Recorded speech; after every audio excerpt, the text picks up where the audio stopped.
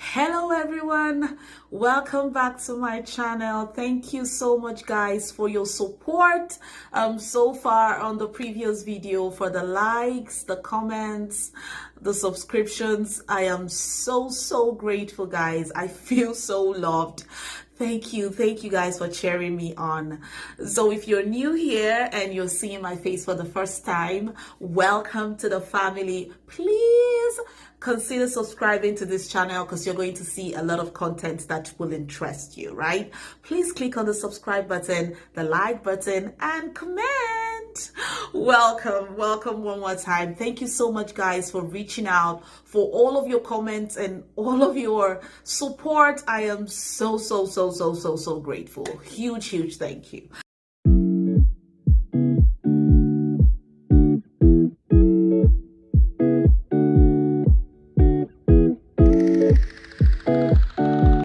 All right, before we get into the video, I just want to give you a preview of what the video will be about today. I know you've already guessed it from the title.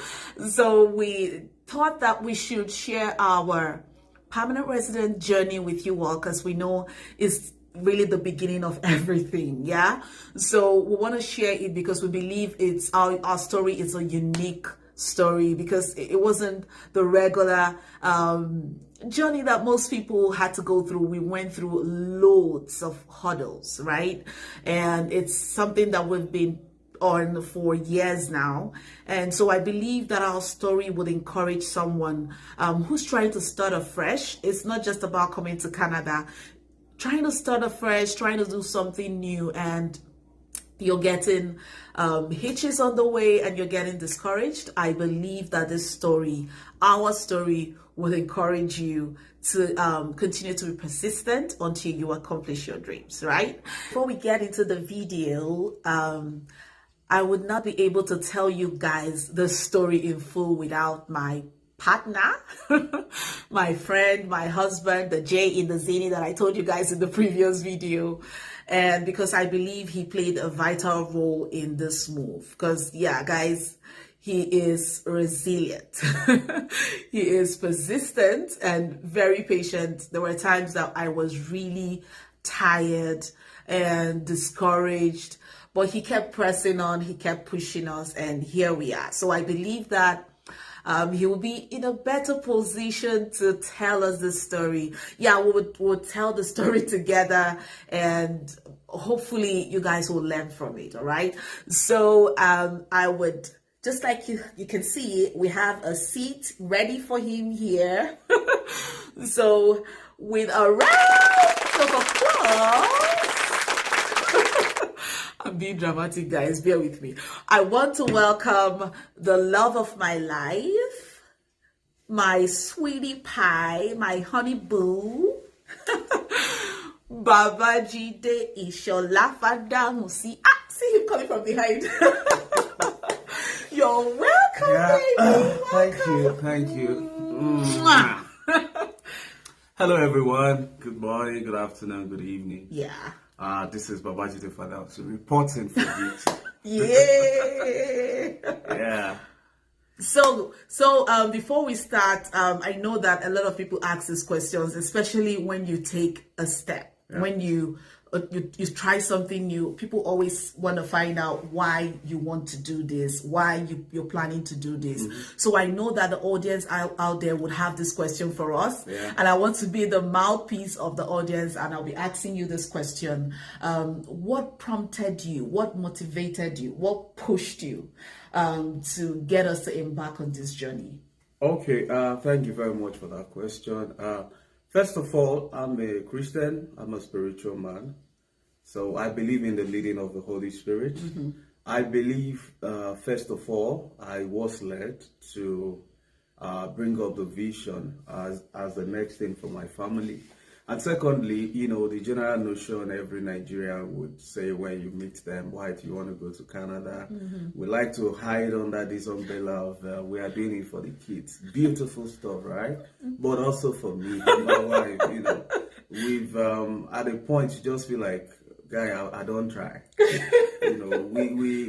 We've like I always tell people, Nigeria is for strong-hearted guys. For those of us that are upcoming, sometimes if you have the opportunity to move, it's good. Yes. So that was it. For God, God permitted us, and then we wanted a better life.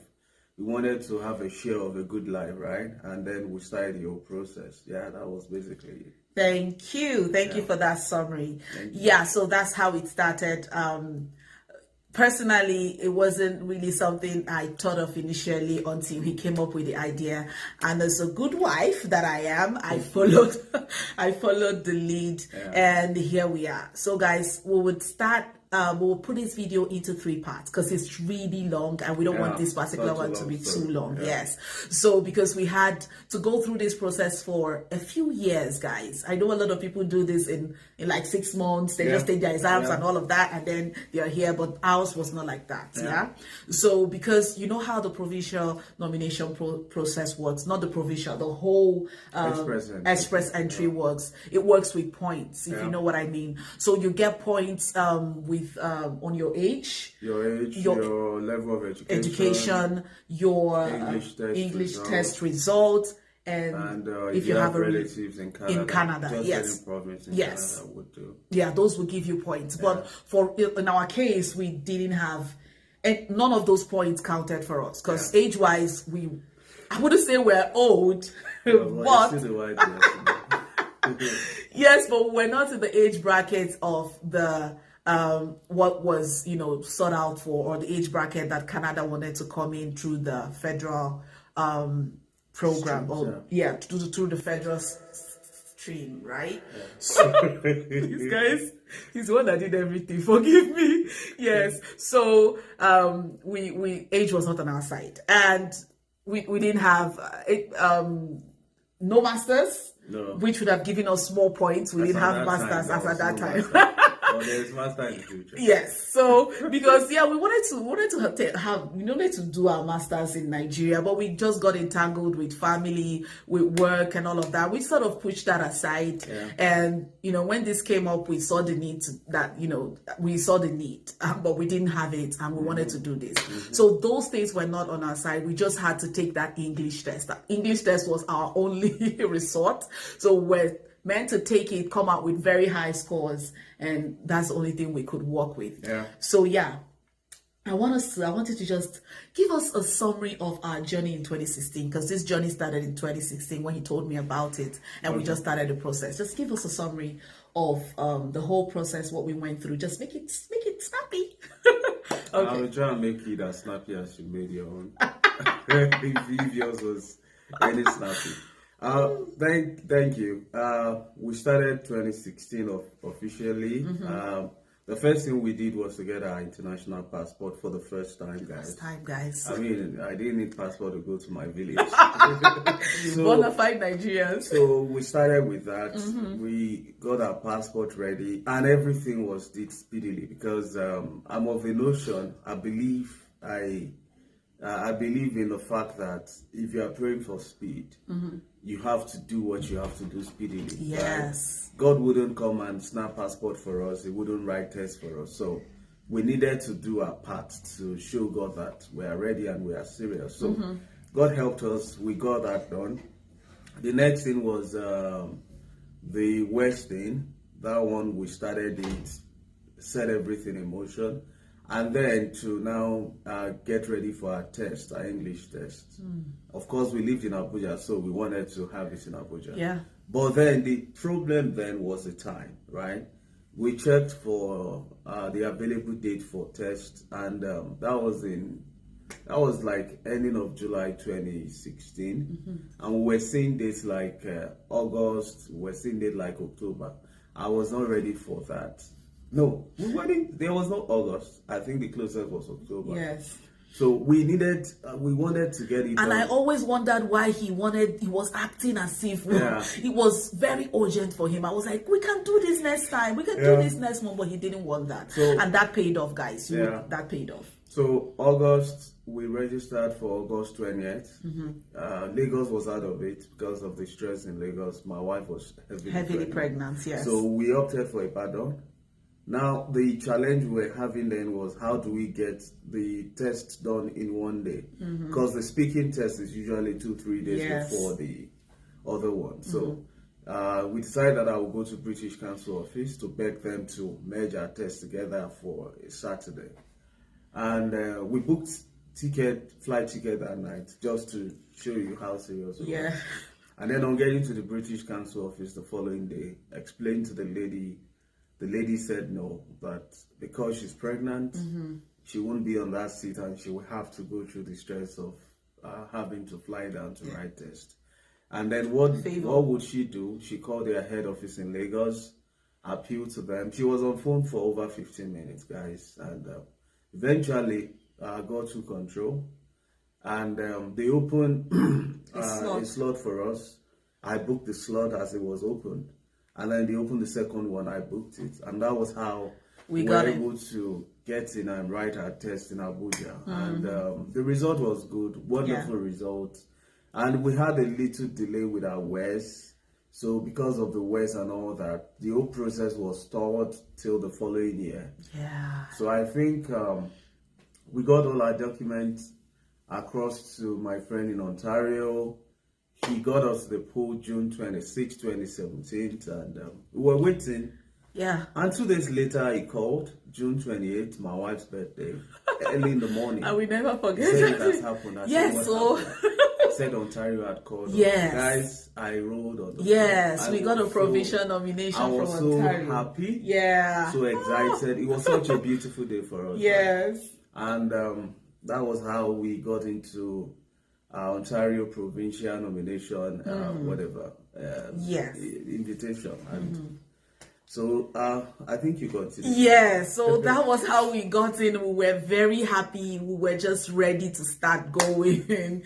So we had a period of time to submit our documents. If you know how this works, it would after the provincial nomination, it will give you a period of 45 days, to submit your document. And this document includes for Ontario, you would need to make proof of funds, and then we need to make payments, accepting accepting that invitation from Ontario. So we had to submit all of these things, proof of funds, the payments, our other documents, and all of that within the period of 45 days. So guys, that was where we got stuck. Because we were not really ready for the fast, fast nomination. I think we were expectant, but because of the state of things with us there, we didn't really have funds kept. Exactly. And that was in June, so we had till sometime in August to submit our application, right? And then my birthday was coming.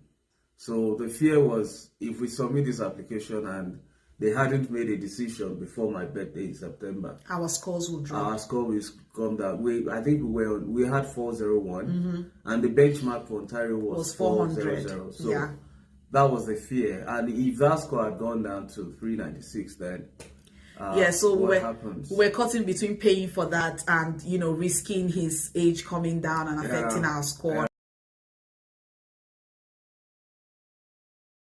And we didn't have our POF ready. We didn't have it ready. Get into the video, it would get into the expansion on the POF. So proof of funds, how it works. We'll just let you know that in our next videos. So we needed a particular amount and we didn't have it in the bank, guys. We didn't have it. So we were trying to put it together, plus the fact that his birthday was on the way and we didn't have the money for the Ontario, guys. The time was ticking. Until before we knew it, the 45 days was almost off and we were not ready, and we decided to let it go. We let it go. It was hard. Not really like letting go. My friend was like, okay, maybe we should take another test. And we kind of resubmit our test and continue with the process.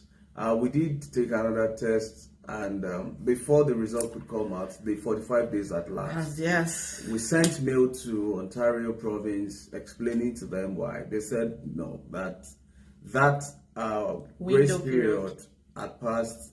We have to now wait like every other person in the pool, and peradventure in the future we might be invited. So at that point we knew that we lost. Yes, guys, that's how we lost it. And that was 2017. Yes. 2018 was such a quiet year. Yes, I personally lost hope. Like, we were hoping our friend will reapply for us. Yeah.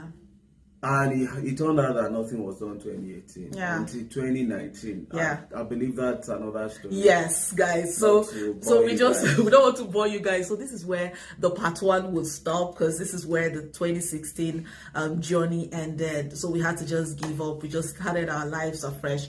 He didn't give up, guys, but I did. I just told myself, isn't it, just focus on what you're doing here. But you know, 2018 was really flat for us. We didn't do anything. We tried, but it didn't work, and we just continued like that. So we'll continue to the part 2. We'll continue with the part 2 in our next video, guys. Thank you for sitting down and listening to us to this point. We're so grateful. Thank you. Okay, thank you for standing up. Okay, thank you. Thank you. Watching our video. Yes. Yeah. So in the next video we'll be talking about how we started afresh in 2019 and how we went through the process and how we came through. And I believe our story will inspire someone, will motivate someone that wants to start something new, that wants to start something. Yes, not yes. Please don't give up, guys. Just that sense of possibility. Yes, it's there. Don't give up. It's there. Something can happen. Yeah, they will tell you that this cannot work for you. You're this. There'll be very vital and good reasons why it wouldn't work for you. But guys, don't give up. If you want something, go for it. Our story would inspire you. Looking forward to seeing you guys in our next video. Thank you one more time. Thank you. Please like, hit the like button. Thanks, guys. Hit the like button, comment. If you have questions, we're very open to answer. If you have contributions, please put it down there on the comment section, and click on the subscribe button and like our video. All